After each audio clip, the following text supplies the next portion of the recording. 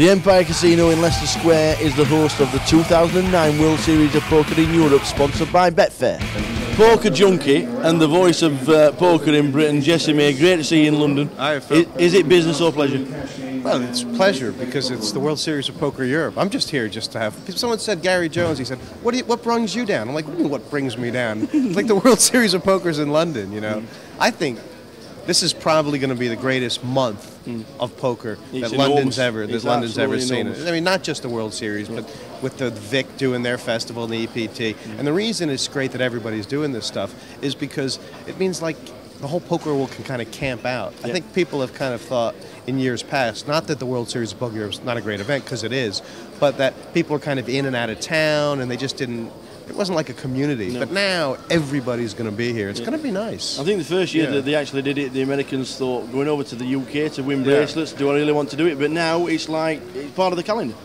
Yeah, and it does feel like that, doesn't it? It feels like that this is the start of something really special, where it's like September, that is London's spot on the poker calendar, just the same way that Vegas has the World Series main event. So I love that, and you can just feel that this is the beginning. I wish there was actually more bracelet events, you know? I mean, now that's what we were talking about before. They only do one every 3 days, but they're going to be hard fought. Now, of course, the World Series hasn't finished yet in Las Vegas. November 9 is coming up.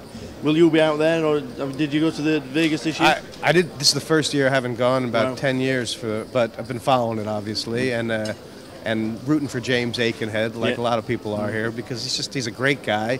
He's the kind of guy that everybody's been talking about for a long time, that he's going to do something special, and now he has. But I think this is the year that the November 9 gets put on the map. Last year, and I mean, obviously, Peter Eastgate, fantastic champion, but for some reason, the November 9 wasn't really on the map. But with the Ivy factor and Jeff Shulman there, just people are really excited.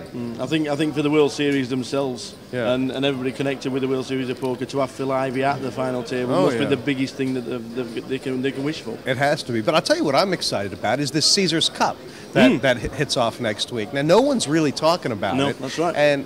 But I just think it's a great idea. I think the format is interesting.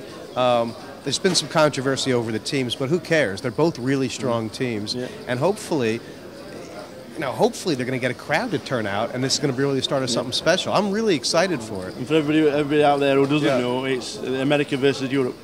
Right, although Daniel Negreanu is the captain and he's Canadian. I still haven't figured that one out yet, so it must be Americas or something like that versus Europe. And, you know, I'm personally a little bit disappointed that there's no UK or Irish player of the main six chosen for the team. And no Roland de Wolf. And no Roland de Wolf and no Delfish. Now, I can't say that. Who would you take out? Because the Nets chosen a really strong team, and in fact, I just had the pleasure of meeting the internet qualifier for the European team, and he's from Scotland, Edinburgh, and he is so excited. His name is John Harvey, and so maybe he's going to be like the home hope, you know. Now, away from the World Series, late night poker's back on TV. It's just the pinnacle.